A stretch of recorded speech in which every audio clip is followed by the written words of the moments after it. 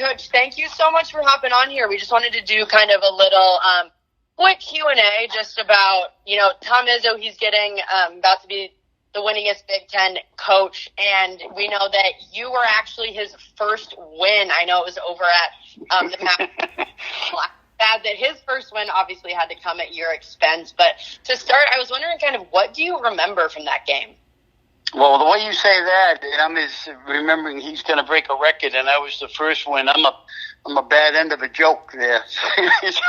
But you know what? Honestly, it's been a long time. It's been like 30 years, I think. I honestly didn't figure it out. I think it was, what was it, 95? I'm pretty sure. But any event, I was, that was a big event because my job, I was the head coach and also / athletic director at Chaminade University. And so you had a lot to do in preparation with all the teams coming over for the tournament, which was at the time considered the biggest college basketball tournament in the country, a Division I tournament. And, so you're a nervous wreck when you just have a basketball game, let alone everything else you're worried about. But what I remember, I'll be honest with you, and it's kind of my story I tell, it's part I remember to tell friends whenever we're having a few beers here, just talking about the old time, and that with about a minute left in the game, I think it was like a minute 6, and that probably changes over the years, but I think it was like a minute 6, we were up 3 points. And I think the final score ended up 69-66, and I could may not be positive with that, but I think it was a 3-point game final. I think it was 69-66. With something like 45 or 50 seconds left, they scored, tied it, got a free throw. They had a big kid who was a pro. He was going to be, I think he was drafted in the first round of in the NBA. They went up 3 but like I said, maybe 45 or 50 seconds left, and it was like that was it. We turned it over in the last minute of the game when we were ahead, and it just all slipped away from us. So that's what I remember. That that almost one of those a win like that is a career win that can help you a lot professionally. Someone like on my side of it, and then it got away, but. It was obviously an exciting game. Yeah, it seemed like it. Do you remember at all what Tom Izzo was like back then? I tell you, it was interesting because I had never met Coach Izzo until we played against each other there. And he was, I can tell you this, and I'm the most nervous guy in the world, people will tell you, that I felt he was nervous. and I'm saying, he's playing at Division II Chaminade University, which has, as you know, a tremendous history of upsets. Mm-hmm. But nevertheless, his first game, and this is why he's probably that nervous, besides the coaching aspect, directly across from him was sitting the legendary coach, Judd Heathcote, and Magic, the greatest player that ever played at Michigan State.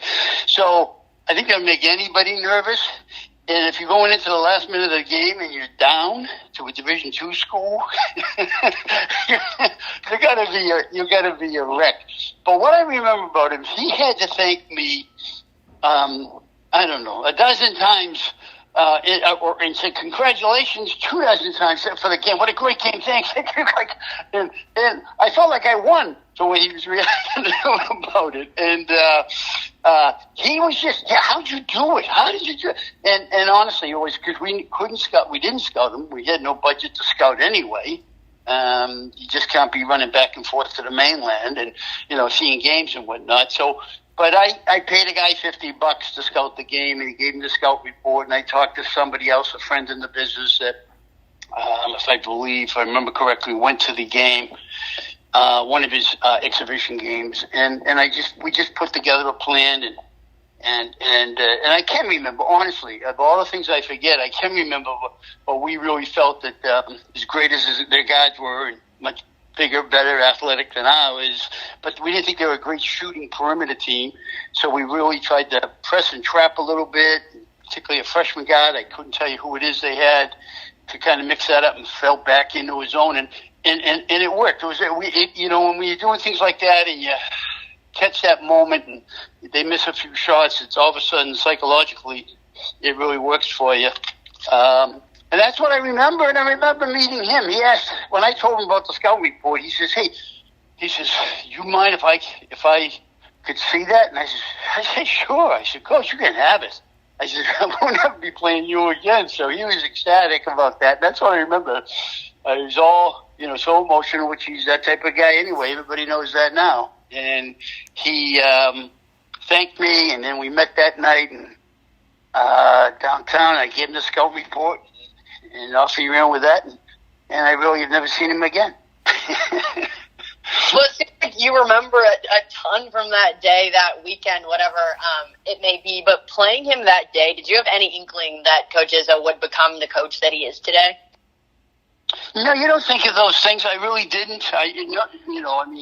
And I had the opportunity, and it was a pleasure because he was always my kind of idol in coaching. I coached against Coach Knight also in the Maui Invitational on a different year, on another year.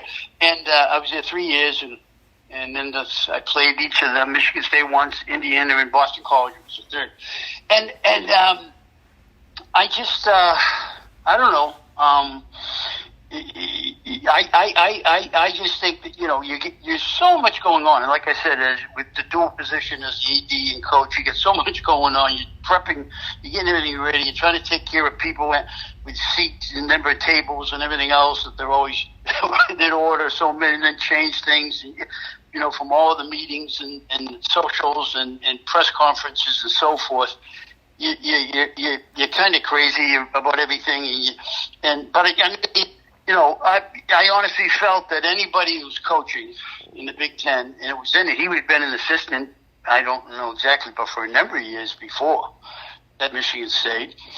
And you just feel that they're off and running, and, you just don't judge that game by anything. It's Chaminade had a history, as we've said, a lot of upsets, and including the biggest one in the history, most people think, when they beat Virginia, Virginia was number one in Division I in the country.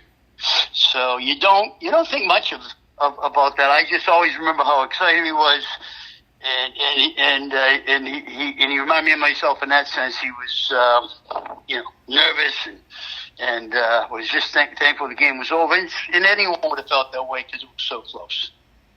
Yeah, you mentioned that he was, one of your coaching idols, and, having coached against him and naming some of those other really big name coaches, where would you say Coach Izzo falls against coaches that you've coached against?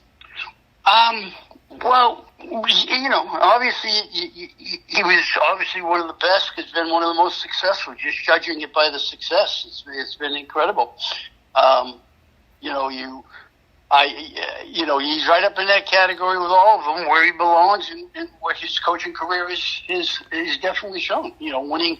He's right there with the Knight and Gene Keady and from Purdue there, and it's absolutely amazing. I mean, when I heard that he's beating going to have more wins than Knight, I sat back for a minute and I said, that's just astronomical, right? So he's right up there. He's just, he's one of those, very, very successful coaches. Find the perfect match room himself. He was right there and stayed there his whole career. Just had an incredible career. Yeah. Last thing I got for you here. What do you think Coach Izzo means to the sport? Well, a lot nowadays, particularly with Coach K leaving, right? There's not very many left, and so many of the changes, in the college game, and I'm personally, I always respect any coach that is defensive minded and hard nosed and discipline is a mark of the program. I think if you're a coach that focuses that way in this day and age, and how the kids are so different, and you can still have success, I think it says a whole lot. And he's one of the very few examples still out there. Yeah, no, I completely agree. And again, thank you so much for taking the time. That was so awesome, and it's really cool. Well, from people like you who, you kind of knew him back in the day when he was just getting started, and to see where he is now, I mean, it's really it is amazing. It's absolutely amazing. I mean, I don't. It's funny because, like I said, I never met him before then. So and I got a kick out of it. I don't want to. Plus it was complimentary. Plus the fact that meeting him because he wanted to see what the scout report was. It was just driving him crazy. What did they say about us? How did he?